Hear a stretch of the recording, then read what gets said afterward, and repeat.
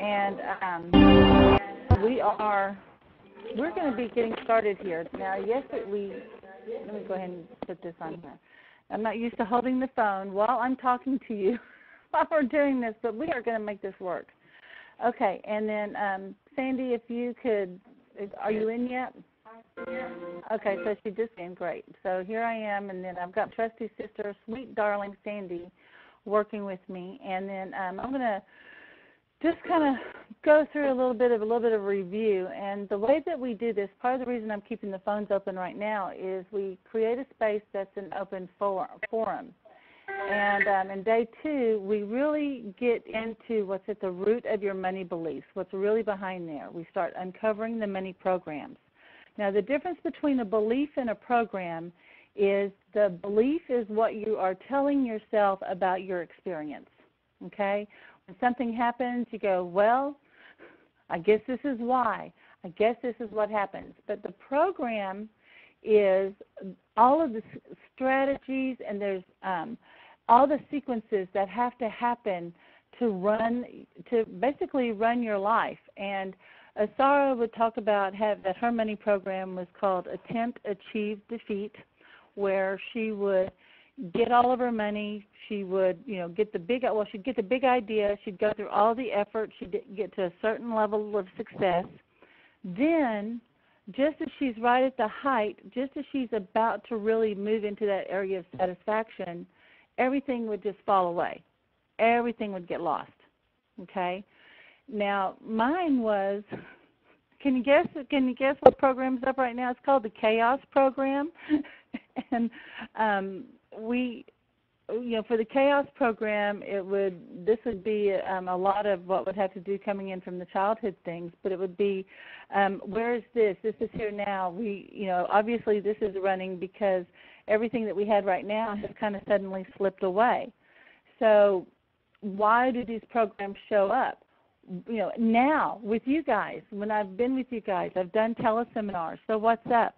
Well, Sandy and I have actually talked a lot about that. We went in and we tuned into spirit, and we said, the message of this seminar, every seminar has its own lesson and teaching, but it's called How Bad Do You Really Want It? It's what do you do when all of the resistance and the glitches and things start happening, because that stuff shows up just as you are about to break through to the next level. And so when these glitches show up, it's actually good news. They're a little uncomfortable, but this is the kind of the last bastion of that old program at the deeper level. I think we have some astrological things. There must be something happening with the networks, because all of the websites, the different programs, our internet shut down. It wasn't just this. It was the hosting. It was all of this, so it was just too much to think that I created all of this all by myself. But I think collectively as a group, there's some breakthrough, because Sandy and I were on the phone a lot with a lot of people just before the seminar. We were talking, and everyone is so close. They're all just about to pop. So I think collectively we're coming up against that big program. And the bigger the resistance, the greater the reward. It's always on the other side. So we're going to really talk about how to identify and uncover that money program. Now, it's not just your negative money program. You need to understand that you've got some positive money programs too. And in every program, every belief, there's a positive intention to keep you safe, to keep you loved, and to keep you within the family system. And we're going to talk more about that. Today we're going to learn about the magic of the ratio of the golden mean. We've got some amazing videos and some teaching that's going to be helping support this. And then we're going to teach you how to transform your past using the one command. Now this is really important. We're going to really learn how to meet yourself in the moment. Now the moment that you're going to be meeting yourself in, now that sounds like a beautiful thing, meet yourself in the moment. But there is a moment, there is a now that you do not have what you need, that there's not quite enough, that there's struggle, there's loss, there's suffering. But there is also a moment called now that everything you need exists. that there's peace, happiness, joy, satisfaction, and these two exist at the same time, but we cannot be aware of them at the same time. So we're going to transform the past, but we're actually going to teach you how to project into the future some new positive programs. So just for a little review, and I'm going to get a little sip of water here.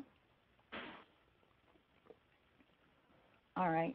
Yesterday we talked some about the brain waves and consciousness, the 3 parts of the one command, the 6 steps to theta, and yesterday we started to meet beliefs about mom and dad, also about religion, what school, our friends. What were those messages we started to get about the rich or having money? And then as we start thinking about it, you know, the seminar is actually more than the time that you're listening to this, the time that I'm actually teaching, the time that you're reading or doing meditations or medication, whichever the case may be. But you're actually entering into a process the moment you made the decision to explore this, and your unconscious mind started going on the search. So you've already started the process of investigation and opening.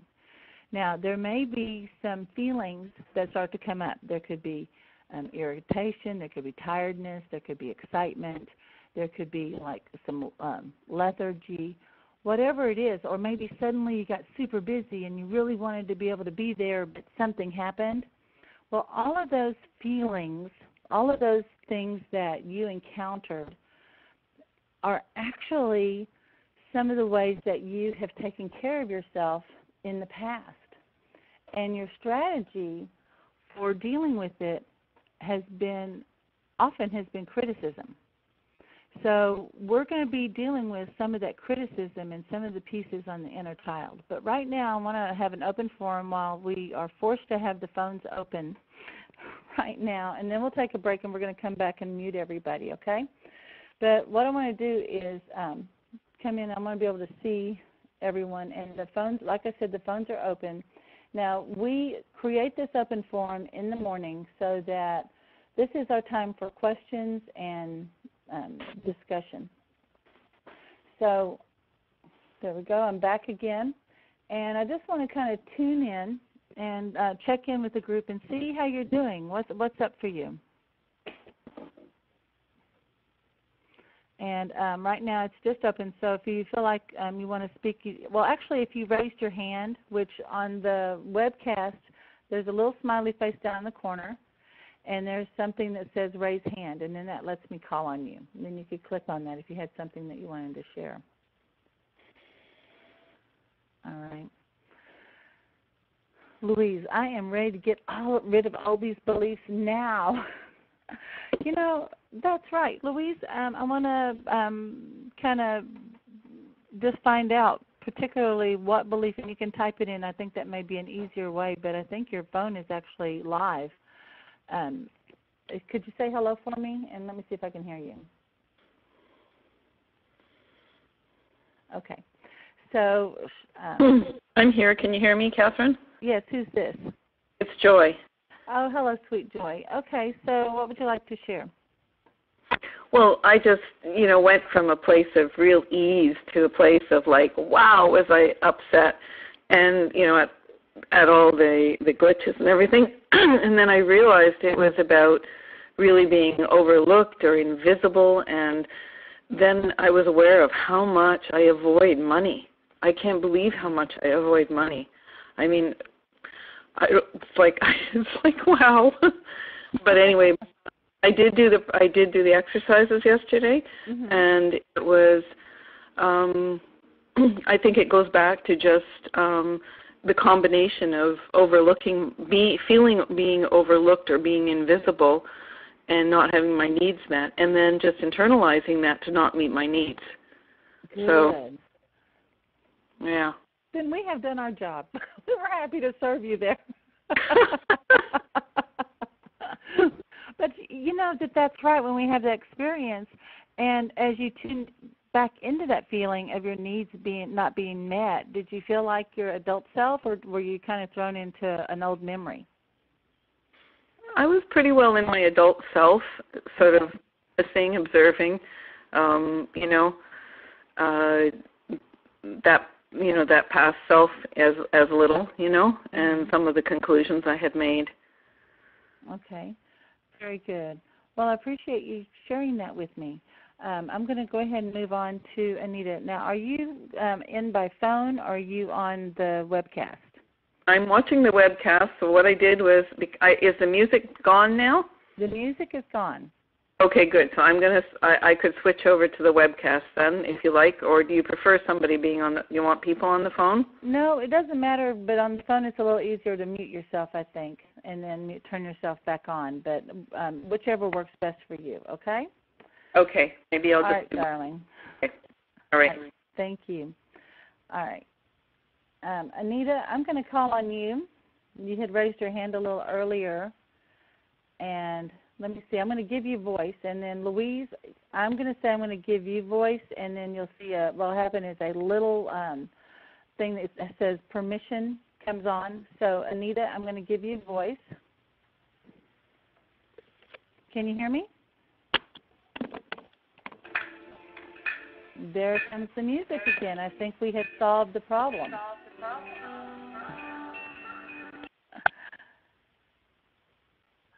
All right. Anita? Can you hear me? Yeah, I'm going to take the voice back. I think we might have found one of the causes of the music. Okay, Louise, Dewey, I'm going to give you voice, so just a moment. Oh, if you're on the phone, you can just speak to me directly on the phone, that would be awesome. Now the music is back. Okay. All right, Louise, are you on the phone? I'm here. Hello, darling. Hi, how are you? Just fine. So, what are you noticing? What you said just a few minutes ago, criticism. I hadn't thought about that. So it opened up a whole new can of worms. Wow. Yeah, family mainly. Okay. They all think I'm cuckoo. Yeah? Uh-huh. Yeah, she can't get a job and hold it. I don't want a job. I want to do my Who thing. does? And they criticize me and look down on me, especially my sister. Mhm. Yeah. I mean, think about how much conditioning it takes to have us be willing to get a job. I mean, we are not born wake up thinking, if I could just come into the planet and have a job, I would be so happy. And so good for you for staying true to your hopes and desires. And what I know about you, too, is that you did not, when you did get a job, you put yourself on the income-producing side of the job. You got into sales, right? Yeah, and I loved it. I don't regret any of it. It's just my later life, after my husband died, things just went downhill. Mhm. It's kind of like something kind of went with him. Yeah. So we're going to look at that. We're going to give you some ways to look at that, okay? Great. All right. Bless your heart. Thank you. Thank you. And if you guys are wanting, and be sure to mute your phone. If you want to be able to listen by phone, if that's a little easier, as you're looking at the control panel, there's an audio option, and when you click on it, you can actually say use telephone, or you can call in by Skype. And it makes it a little easier to mute yourself, okay? So far it sounds like the echo is gone, and am I it sounds like there's no. Okay. Hello? Hello, am I muted? No, I'm not hearing you muted. Okay. So how do you use *6 or what? On the phone, on your phone? Yeah. Do you have a mute button on your phone? No, I thought I can't see it. It's okay.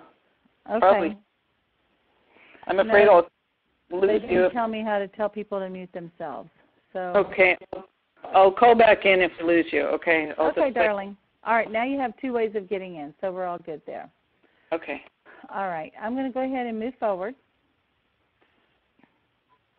Just a moment, Sandy's. All right.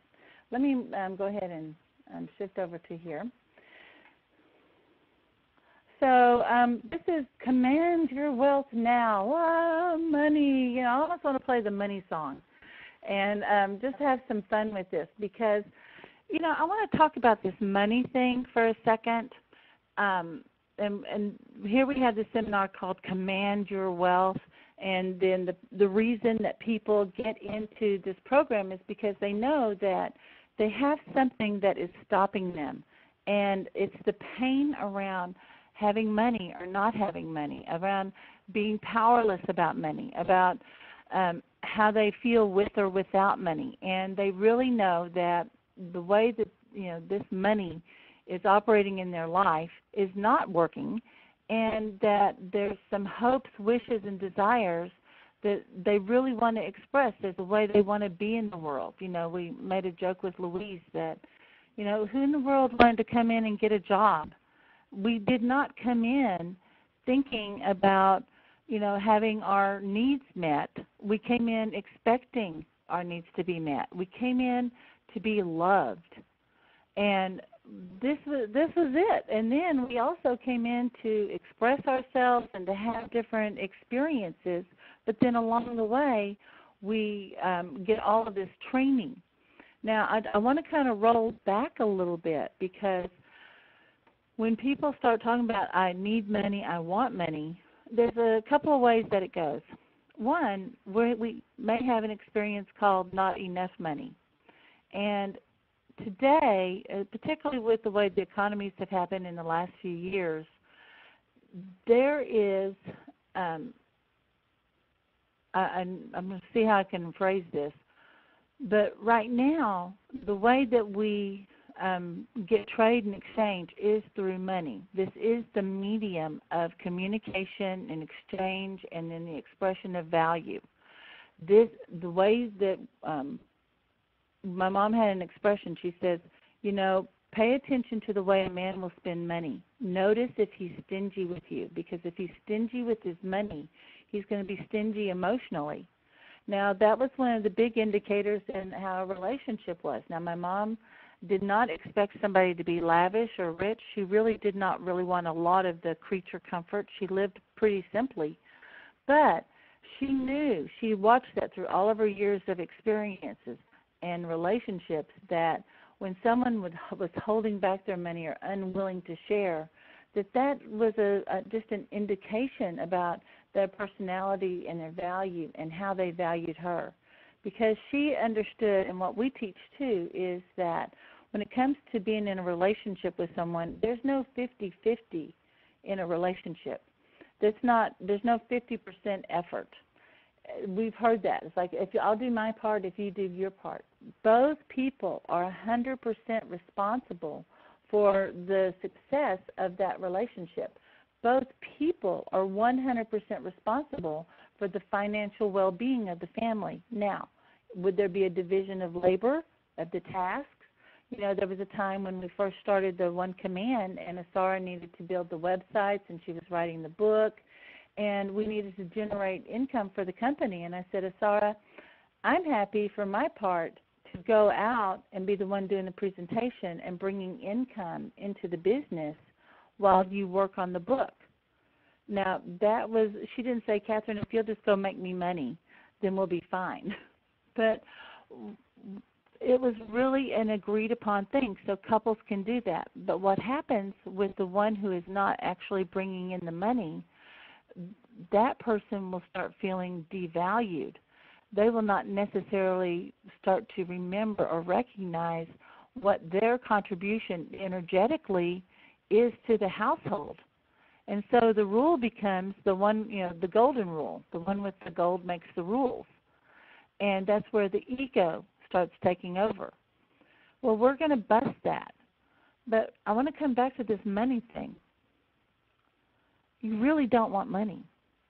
You do want your bills paid. You really do want to make sure that you have electricity and water, that you have a nice place to live, that you're in a safe place, that when you wake up, you can wake up in a place where you feel rested and refreshed. You're living in a place that feeds and nurtures your soul, that you can feel pride with when a pride of ownership, or when you invite people into your life.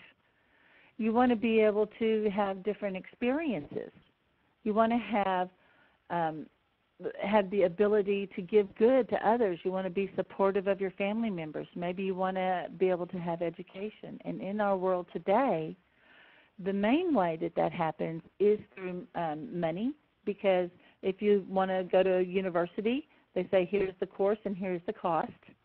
But if we wanted to say, I really want to go to a university, if I really want to get an education, but I don't have money, so I don't guess I can go, that's our mistake, because that money is not the reason that you're not going. Because when you make the decision to go to school, when you make the decision to have a home, when you make the decision to do anything, it really is like the universe is waiting for you to make the decision so that it can create many ways for it to happen. Okay, now, sometimes we need money miracles, and we have those all the time. But sometimes there's grants or loans or gifts, but there's something that can happen. But first you have to decide that, yes, you are able to go to school. You might not know how. Now, we're a little older. None of us are thinking about that right now. Maybe we're thinking about retiring. Maybe we're thinking about going into our own business. But we will get this built up in our mind that suddenly we can't do anything because we don't have money. And then the problem is not wanting the money, our ability to get it. It's the shame about not having it, the frustration, going into the blame, all of the emotions around this money. Money is a tool. We first named this course Money Mastery, the Emotion of Money, because this is what we were really dealing with. Now I want to kind of just give you a little metaphor here. In sales, they tell you that no one really wants a widget, or if someone needed to build a house, they really don't want a shovel, right? What they want is the whole. No one really wants the tool. They want what the tool will provide. Even when, I go get speaker training or, talking to coaches, and they're saying, Catherine, people really don't want you. They really don't want your seminar. What they want is the result. Speak to the result. So what you're after, even in going through this weekend, even in examining your beliefs, everything that you're going through is a specific result that has nothing to do necessarily with cash, but the cash is actually one of the results that show up, and it's one of the ways that you measure. Okay? So I want to kind of carry a metaphor a little further. All right? And I really realized this with Asara. We were having this talk, and I said, I've heard this metaphor that if you need to go to the store and buy a tool, you really don't want the tool, you want the result. So if I bought a shovel, what I really want is a hole. But I really don't want a hole. What I really want is when I dig that hole, I'll be able to build a fence, or I'll be able to lay a foundation for my home, or I'll be able to make a beautiful garden. But I really don't want to have to take all the time to build the paths or do the structure, but what I need is the structure, okay? And maybe I don't really necessarily want a garden, or I don't necessarily want a home. Maybe I don't even, want income. What I'm really after is this moment, after being all the way over on the other side of this, that I look at my experience and I say, when we think about wanting time with friends and family, we want that enjoyment, relaxation, but there's this moment that you have in the interaction. You look around and you go, yeah, this is good. I like this. And maybe when you're with your coworkers, maybe when you're in your profession, maybe when you get paid and you get that paycheck, or you get the cash, which I love getting cash. I was a waitress for many years. It always felt good getting that. But really, I could have gotten that with a hug or a kiss. In fact, when I was a waitress, it took me a while to learn how to actually get tips, because people would say, oh, you are the sweetest girl. We just love you. And they would hug me. I got presents. I got all kinds of acknowledgement as a waitress. And finally I said, this is really great, but I can't really give this hug to my landlord. What I really want is to earn some cash. This is why I'm here. But I hadn't really gotten clear on my intention for being there, even though I went and got a job. I mean, it sounds silly, but the result that I was getting of acknowledgement, affection, attention was really what I was after, because I was feeling unsure. I moved out on my own when I was 18. It was really kind of lonely because I was forcing myself to learn how to live alone. So I was getting what I really wanted, and that was attention, affection, appreciation. But then I had to say, how can I translate this into that showing up as more money? And I remember really having to think about that. And first I thought, what is the trick I can use with my customers? What is the magic phrase? What can I do to get that? But then I realized I had not really communicated with myself or with others the reason that I'm there. And how can I give my attention to the things that bring me the greatest reward instead of giving my attention to the things that were not working? Okay, so coming back to this, what you're after is that relaxation. And if you will learn how to create that awe feeling, and that's what we do when we make the one command, where we make that statement of, I don't know how, I only know it is so now, and I am fulfilled. Then that goes out into the universe, and we say, this is the state of being that we want to operate in. And when the money arrives, this is how we want it to feel. We don't want it to be on the other side of stress, struggle, worry, doubt, any of those things. But how does that get set up? When we say, we have to do this in order to get that. I have to be good so that I don't get punished. So then maybe I can get love. So when we really look at the money programs, we really let our own wounds heal, and we start creating a new standard of this moment, of this new standard of being, of how we want to be with others, how we want to be treated, what we want our world to look like, our environment, how we want our business to be. It was just even a couple of years ago I said, I'm doing my business. There's a lot I like, but I am stressed. I'm exhausted. I can't keep up this pace. And then the thought finally came in. It was like, it was so brand new. It was like, Catherine, it's your business. Why don't you make it to fit you? Oh, well, there's a concept. I'm creating it anyway. But I was actually taking on my parents' business, the way they ran their business, because that's what we do in our unconscious mind. When there's something that we want to do or create, what the unconscious mind does first is it does this kind of internal search for everything it might know about it, okay? It goes all the way back into your history. It goes all the way down into your DNA. For what do I know about getting money or accomplishing this new thing that I desire? Then the beta brain says, well, heck, I don't know anything about that.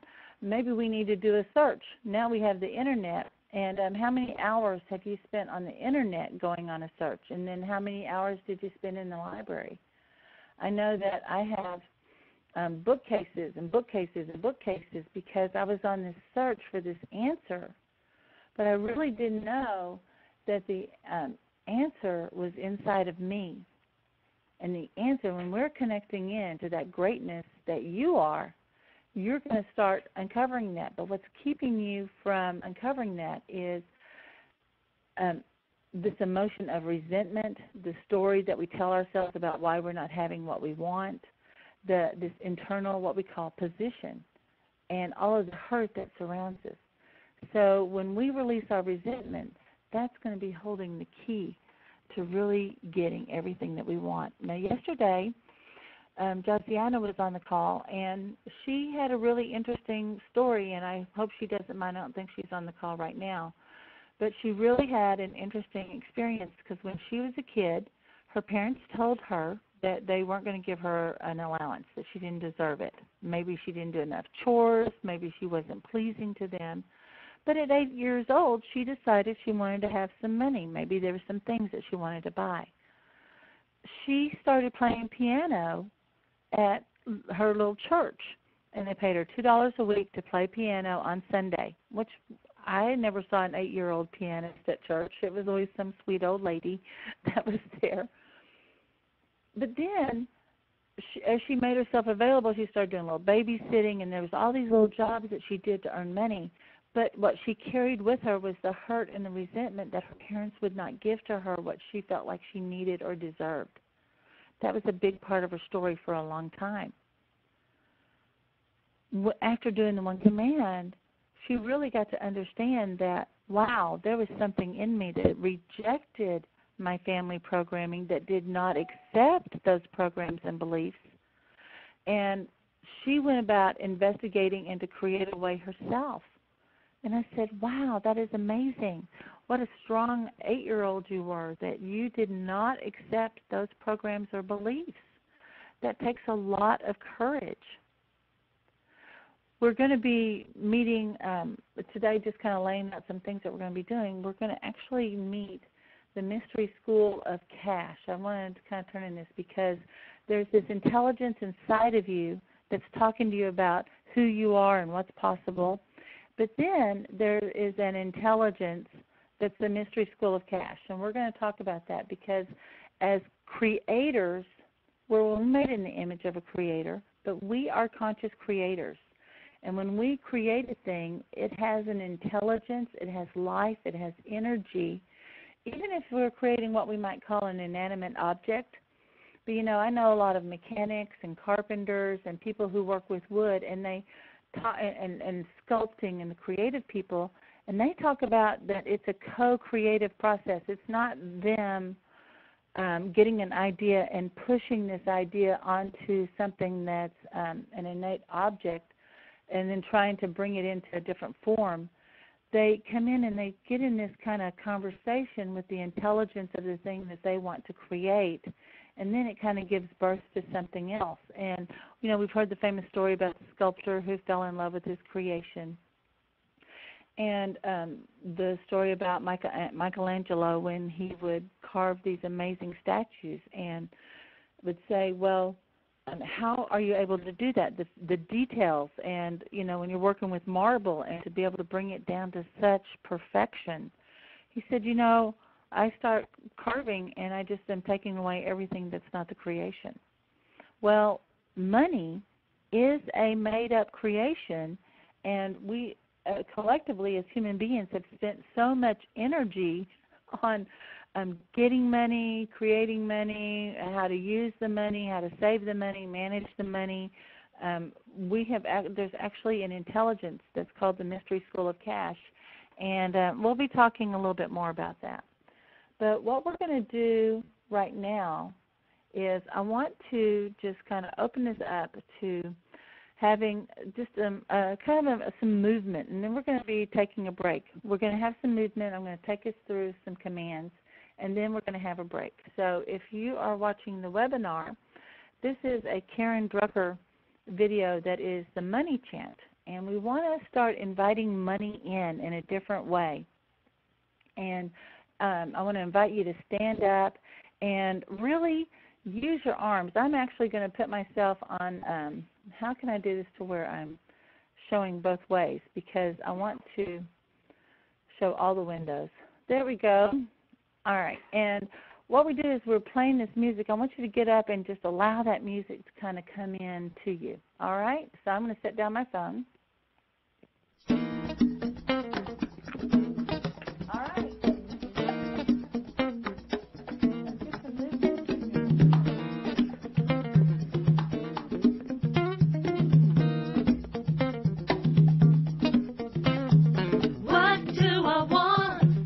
Do I desire?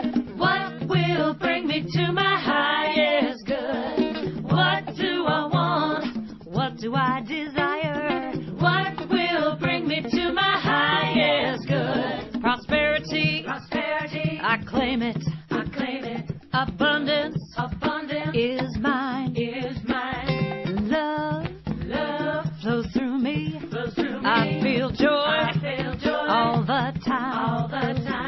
can have it. I can have it. I deserve it. I deserve it. I claim it. I claim it. It is mine. It is mine. I can have it. I can have it. I deserve it. I deserve it. I am it. I am it. It is mine. It is mine. Peace. Peace fills my heart. Fills my heart. I surrender. I surrender everything. Everything. Health. Health is my birthright. Is my birthright. Passion. Passion. Help me sing. Help me sing. I can have it. I can have it. I deserve it. I deserve it. I claim it. I claim it. It is mine. It is mine. I can have it. I can have it. I deserve it. I deserve it. I am it. I am it. It's my time. It's my time. Break it on down.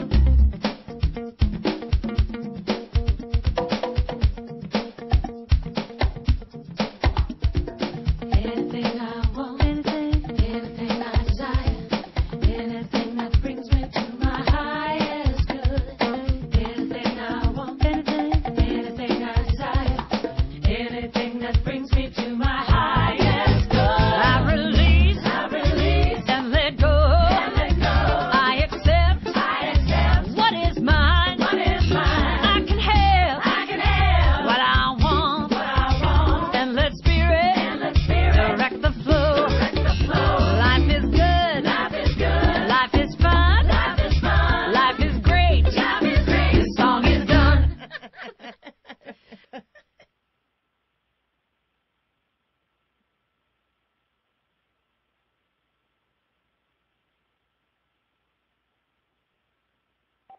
Wow, okay. How many people danced with me? And I got to tell you, we got a new bunny in the house, so you might have saw the bunny cage. All righty. Woo! All right, that was fun. Oh, I got my aerobic workout. All right, loved it. Yeah, we're going to try to have some more movement because, you know, in the seminar, we sing, we dance, we have all kinds of stuff going on. We pull in that energy. So let's just have some fun with this. All right, so what we're going to do is, now we kind of got excited there.